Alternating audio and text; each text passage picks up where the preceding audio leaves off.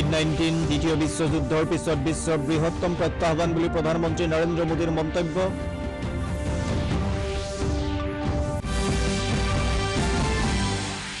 অসমত কোভিড আক্ৰান্তৰ আৰোগ্যৰ হাৰ 98.05% বৃদ্ধি।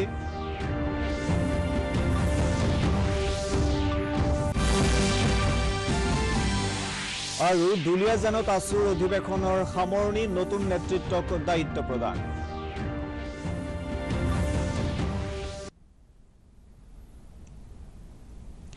নমস্কাৰ, পুৱাৰ বাতৰিলৈ স্বাগতম। ষ্টুডিঅ'ত মই নৱজিৎ ডেকা। এতিয়া বিতং বাতৰি। প্ৰধানমন্ত্ৰী নৰেন্দ্ৰ মোদীয়ে কোভিড-19 মহামাৰীক মানৱ ইতিহাসৰ এটা গুৰুত্বপূৰ্ণ অধ্যায় বুলি অভিহিত কৰি ইয়াক দ্বিতীয় বিশ্বযুদ্ধৰ পিছত বিশ্বই সন্মুখীন হোৱা এটা বৃহত্তম প্ৰত্যাহ্বান বুলি উল্লেখ কৰিছে। ছৌদি আৰবৰ আহ্বানক্ৰমে অনুষ্ঠিত পঞ্চদশ G20 শীৰ্ষ সন্মিলনত ভাষণ দি প্ৰধানমন্ত্ৰীয়ে এই কথা প্ৰকাশ কৰাৰ লগতে কোভিড-19 পৰিস্থিতিৰ মোকাবিলা কৰাৰ বাবে G20ৰ অন্তৰ্ভুক্ত দেশসমূহক নিৰ্ণায়ক কাৰ্যব্যৱস্থা গ্ৰহণ কৰিবলৈও আহ্বান জনায়। প্ৰধানমন্ত্ৰী মোদীয়ে কয় যে এই কাৰ্যব্যৱস্থা মাথো অৰ্থনৈতিক কৰ্মসংস্থান আৰু ব্যৱসায় বাণিজ্য পুনৰুদ্ধাৰৰ ক্ষেত্ৰতে সীমাবদ্ধ থকা উচিত নহয়, ধৰিত্ৰী আইৰ সংৰক্ষণৰ বাবেও কাৰ্যব্যৱস্থা গ্ৰহণৰ প্ৰয়োজন। কোভিড পৰৱৰ্তী বিশ্বত নতুন বিশ্ব সূচকৰ বাবে আহ্বান জনাই মোদীয়ে ইয়াৰ বাবে মানৱ প্ৰতিভাৰ বিকাশৰ উপৰিও সমাজৰ সকলো শ্ৰেণীৰ লোকে যাতে প্ৰযুক্তিৰ সুফলসমূহ লাভ কৰিব পাৰে তাৰ বাবে ব্যৱস্থা গ্ৰহণ কৰিব লাগিব বুলি মন্তব্য কৰে। আনহাতে প্ৰশাসনত স্বচ্ছতা আৰু ন্যায়সুৰক্ষাৰ ভাৱনাৰে আই ধৰিত্ৰীক ৰক্ষা কৰাৰ প্ৰয়োজনীয়তাত তেওঁ গুৰুত্ব আৰোপ কৰে। এনেধৰণৰ কাৰ্যব্যৱস্থাৰ জৰিয়তে G20 ৰাষ্ট্ৰই নতুন বিশ্বৰ আধাৰশিলা স্থাপন কৰিব পাৰিব বুলি প্ৰধানমন্ত্ৰী মোদীয়ে কয়। উল্লেখযোগ্য যে G20 শীৰ্ষ সন্মিলনখনত কালি ঘোষণাপত্ৰ গ্ৰহণ কৰাৰ লগতে ইয়াৰ অধ্যক্ষৰ দায়িত্বভাৰ ছৌদি আৰবৰ পৰা ইটালীলৈ হস্তান্তৰ কৰা হয়। I am glad to share that India is not only meeting our Paris Agreement targets, but also exceeding them. India has taken concrete action in many areas. We aim to restore 26 million hectares of degraded land by 2030. And we are encouraging a circular economy. উপৰাষ্ট্ৰপতি M Venkaiah নাইডুৱে সন্ত্ৰাসবাদৰ পৃষ্ঠপোষকতা কৰা দেশসমূহক একাষৰীয়া কৰাৰ ক্ষেত্ৰত ঐক্যবদ্ধ হ'বলৈ বিশ্ব সম্প্ৰদায়লৈ আহ্বান জনাইছে। তেওঁ কয় যে সন্ত্ৰাসবাদ নিৰ্মূলৰ লগতে বিশ্বৰ অন্যান্য সমস্যাসমূহ সমাধানৰ ক্ষেত্ৰত ৰাষ্ট্ৰসংঘই অধিক সক্ৰিয়তাৰে কাম কৰা উচিত। ইয়াৰ বাবে ৰাষ্ট্ৰসংঘৰ সংস্কাৰৰ প্ৰয়োজনীয়তাতো তেওঁ গুৰুত্ব আৰোপ কৰে। লাল বাহাদুৰ শাস্ত্ৰী ৰাষ্ট্ৰীয় উৎকৰ্ষতা বঁটা 2020 প্ৰদান উপলক্ষে আয়োজিত অনুষ্ঠানত ভাৰ্চুৱেল মাধ্যমেৰে ভাষণ দি উপৰাষ্ট্ৰপতিয়ে এই কথা প্ৰকাশ কৰে। উল্লেখযোগ্য যে এইবাৰৰ লাল বাহাদুৰ শাস্ত্ৰী ৰাষ্ট্ৰীয় উৎকৰ্ষতা বঁটা ইনফোচিছ ফাউণ্ডেশ্যনৰ অধ্যক্ষ সুধা মূৰ্তিক প্ৰদান কৰা হৈছে। উপৰাষ্ট্ৰপতিগৰাকীয়ে প্ৰাক্তন প্ৰধানমন্ত্ৰী লাল বাহাদুৰ শাস্ত্ৰীলৈ গভীৰ শ্ৰদ্ধা নিবেদন কৰি তেওঁ ভাৰতৰ এগৰাকী মহান সন্তান আছিল বুলি উল্লেখ কৰে।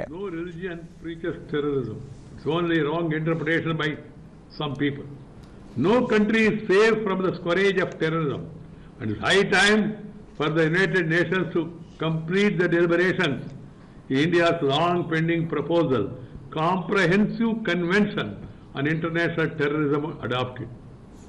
It's already late. The world community must come together, not only isolate nations that sponsor terrorism, but also impose sanctions against them. This is the need of the hour. The days of platitude are over, and it is the time for concrete action. Baksa জিলাৰ তামুলপুৰ মহকুমাৰ কুমাৰীকাটাত কালি অনুষ্ঠিত এখন সভাত সাংসদ বিশ্বজিৎ দৈমাৰী, বিধায়ক Emmanuel Mushahary, BPFৰ নেতা ৰবিৰাম ব্ৰহ্ম, দীপনাৰায়ণ দেউৰী প্ৰমুখ্যে কেইবাগৰাকী ব্যক্তিয়ে বিজেপিত যোগদান কৰে। দলৰ ৰাজ্যিক সমিতিৰ উদ্যোগত আয়োজিত সভাখনত ভাষণ দি ৰাজ্যৰ শিক্ষা, বিত্ত আৰু গড়কাপ্তানী মন্ত্ৰী ডক্টৰ হিমন্ত বিশ্ব শৰ্মাই কয় যে ৰাজ্যখনৰ সকলো শ্ৰেণীৰ লোক সম অধিকাৰৰ বাবে বিজেপিৰ প্ৰতি আকৰ্ষিত হৈছে। মন্ত্ৰী ভৱেশ কলিতাই আঁত ধৰা সভাখনত ডক্টৰ শৰ্মাই লগতে কয় যে পৰৱৰ্তী 5 বছৰৰ ভিতৰত তামুলপুৰ এখন নতুন জিলাত পৰিণত হোৱাৰ লগতে পাগলাদিয়া নৈৰ ওপৰত দলং নিৰ্মাণ কৰা হ'ব। তদুপৰি তামুলপুৰত এখন চিকিৎসা মহাবিদ্যালয় স্থাপন কৰা হ'ব বুলিও তেওঁ উল্লেখ কৰে।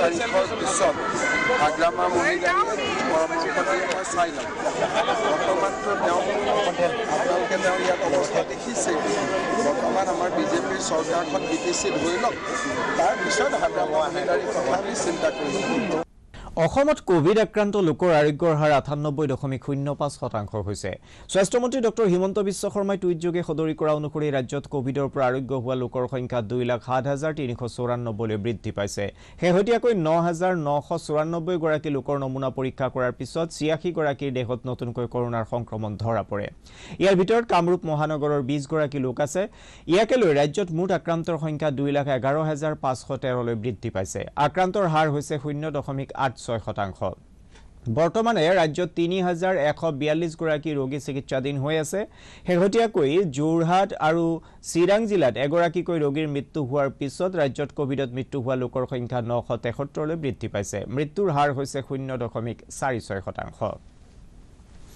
ভাৰতত কোভিড-19 পৰা আৰোগ্যৰ হাৰ বৃদ্ধি পাইছে এতিয়ালৈকে দেশত 85,61,444 গৰাকী ৰোগী আৰোগ্য হৈছে স্বাস্থ্য মন্ত্ৰালয়ে প্ৰকাশ কৰা তথ্য অনুসৰি দেশত এই পৰ্যন্ত কোভিড আক্ৰান্তৰ সংখ্যা হৈছে 91,40,312 আনহাতে কোভিড মহামাৰীত মৃত্যু হোৱা লোকৰ সংখ্যা 1,33,773 লৈ বৃদ্ধি পাইছে বিশ্বৰ বিভিন্ন দেশত কোভিড সংক্ৰমণ অব্যাহত থকাৰ সমান্তৰালকৈ এই ৰোগৰ পৰা আৰোগ্য হোৱা লোকৰ সংখ্যাও বৃদ্ধি পাইছে এতিয়ালৈকে বিশ্বৰ বিভিন্ন দেশত কোভিডত আক্ৰান্ত হোৱা ৰোগীৰ সংখ্যা 5,89,83,531 হৈছেগৈ ইয়াৰে 4,76,05,521 গৰাকী লোক সুস্থ হৈ উঠিছে আনহাতে এতিয়ালৈকে এই ৰোগত বিশ্বত মৃত্যু হোৱা লোকৰ সংখ্যা হৈছেগৈ 13,93,571 আক্ৰান্তৰ তালিকাত আমেৰিকা শীৰ্ষত আছে দেশখনত এতিয়ালৈকে 1,25,88,661 লোক কোভিডত আক্ৰান্ত হৈছে আৰু 2,62,696 গৰাকী লোকৰ মৃত্যু হৈছে আনহাতে আক্ৰান্তৰ তালিকাত তৃতীয় স্থানত থকা ব্ৰাজিলত এই পৰ্যন্ত 1,69,197 গৰাকী লোকৰ কোভিডত মৃত্যু হৈছে দেশখনত মুঠ আক্ৰান্তৰ সংখ্যা হৈছে 60,71,401 ব্ৰাজিলত 54,32,505 গৰাকী লোকে আৰোগ্য লাভ কৰিছে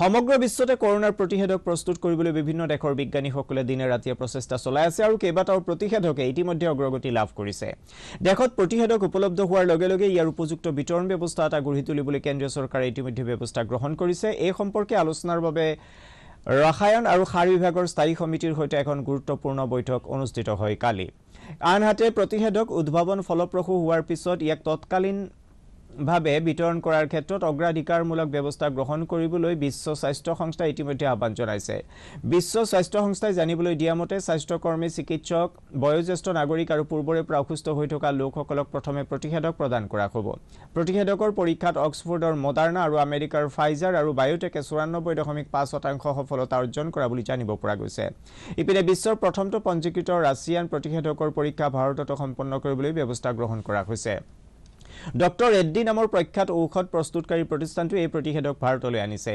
পৰীক্ষাৰ সম্পূৰ্ণ সফলতাৰ পিছত ইয়াক ভাৰততে উৎপাদন কৰিবলৈ সকলো ব্যৱস্থা গ্ৰহণ কৰা বুলি জানিব পৰা গৈছে ৰাজ্যখনৰ প্ৰাক্তন মুখ্যমন্ত্ৰী তৰুণ গগৈৰ অৱস্থা সংকটজনক হৈ আছে গুৱাহাটী চিকিৎসা মহাবিদ্যালয়ৰ হাস্পতালৰ অধীক্ষক ডাক্তৰ অভিজিত শৰ্মাই জানিবলৈ দিয়া মতে প্ৰাক্তন মুখ্যমন্ত্ৰীগৰাকীৰ স্বাস্থ্য অধিক অৱনতি ঘটা নাই যদিও তেওঁৰ অৱস্থা সংকটজনক হৈ আছে প্ৰাক্তন মুখ্যমন্ত্ৰী গগৈৰ চিকিৎসাৰ বাবে গঠন কৰা বিশেষজ্ঞ চিকিৎসকৰ কমিটিয়ে তেওঁৰ স্বাস্থ্য নিয়মিতভাৱে পৰ্যবেক্ষণ কৰি আছে ইপিনে প্ৰধানমন্ত্ৰী নৰেন্দ্ৰ মোদী প্ৰতিৰক্ষা মন্ত্ৰী ৰাজনাথ সিং কংগ্ৰেছ নেতা ৰাহুল গান্ধী প্ৰমুখ্যে বিভিন্ন বিশিষ্ট ব্যক্তিয়ে চিকিৎসাধীন নেতাগৰাকীৰ স্বাস্থ্যৰ বুজ লোৱা বুলি তেওঁৰ পুত্ৰ তথা সাংসদ গৌৰৱ গগৈয়ে প্ৰকাশ কৰিছে ৰাজ্যখনৰ মুখ্যমন্ত্ৰী সৰ্বানন্দ সোণোৱালেও গগৈৰ আৰোগ্য কামনা কৰিছে দুলিয়াজানত অনুষ্ঠিত সদৌ অসম ছাত্ৰ সন্থাৰ সপ্তদশ অধিৱেশনৰ কালি সামৰণি পৰিছে নিচেই পুৱালৈকে চলা সন্থাৰ কাৰ্যনিৰ্বাহক বৈঠকত দীপাংক কুমাৰ নাথক পুনৰ সভাপতি আৰু শংকৰজ্যোতি বৰুৱাক নতুন সাধাৰণ সম্পাদক হিচাপে নিৰ্বাচিত কৰি নতুন কেন্দ্ৰীয় সমিতিখন গঠন কৰা হয়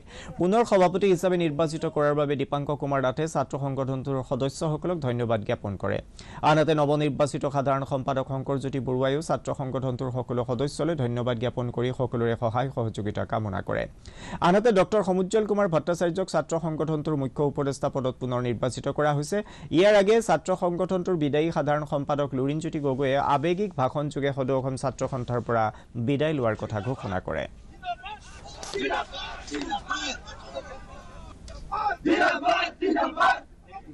ৰাজ্যিক কাৰ্যনিৰ্বাহক হিচাপে আছোঁ, শিক্ষা সম্পাদক হিচাপে আছোঁ, উপসভাপতি হিচাপে আছোঁ।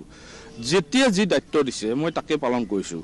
মই ভাবিছিলোঁ এইবাৰ ছাত্ৰ সন্থাৰ পৰা আঁতৰিম আৰু নৱপ্ৰজন্মৰ, কিন্তু কেন্দ্ৰীয় কাৰ্যনিৰ্বাহকে যেতিয়া বিষয়টো এইদৰে থকাটো তেখেতসকলে বিচাৰিছে, গতিকে সেই ধৰণে থকাৰ বাবে এটা সিদ্ধান্ত লোৱাৰ কাৰণে অলপ টাইমৰ প্ৰয়োজন হ'ল।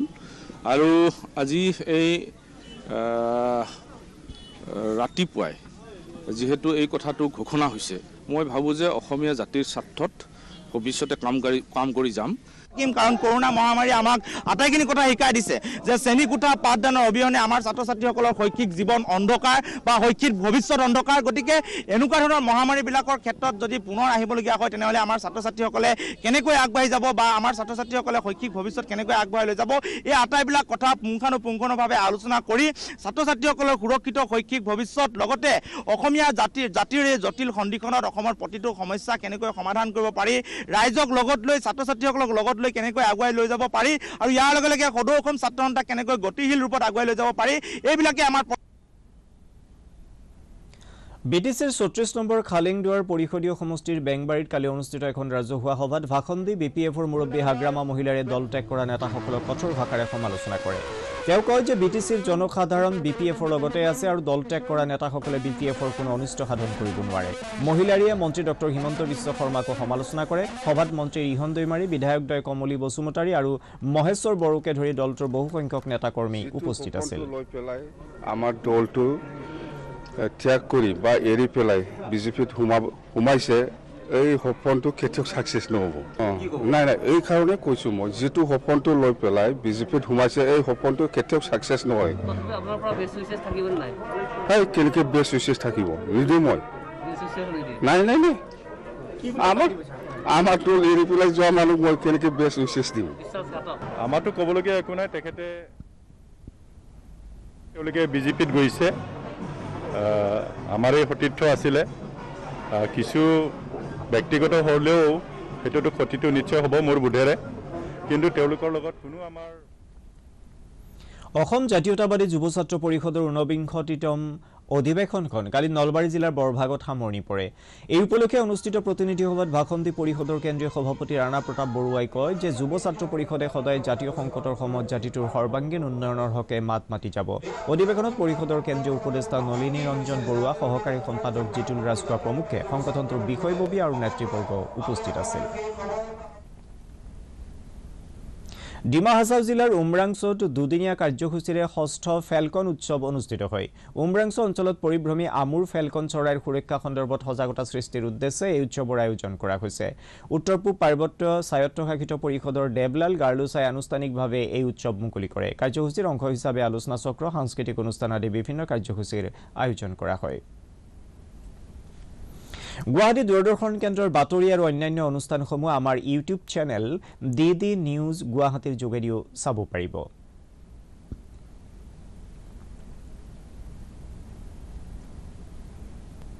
বাতৰি শেষ হোৱাৰ আগতে প্ৰধান বাতৰিসমূহ আকৌ এবাৰ। কোভিড-19 দ্বিতীয় বিশ্বযুদ্ধৰ পিছত বিশ্বৰ বৃহত্তম প্ৰত্যাহ্বান বুলি প্ৰধানমন্ত্ৰী নৰেন্দ্ৰ মোদীৰ মন্তব্য।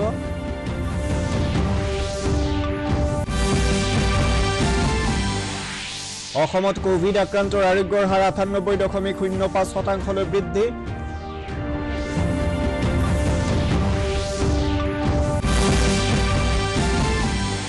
আৰু দুলীয়াজানত আছুৰ অধিৱেশনৰ সামৰণি, নতুন নেতৃত্বক দায়িত্ব প্ৰদান।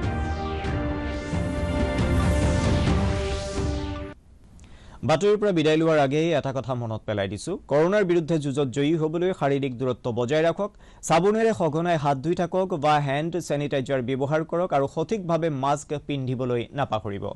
দূৰদৰ্শনৰ মাস্ক আপ ইণ্ডিয়া অভিযানত সহযোগ কৰক আৰু কৰোনাক প্ৰতিহত কৰক। পুৱাৰ বাতৰি ইমানেই।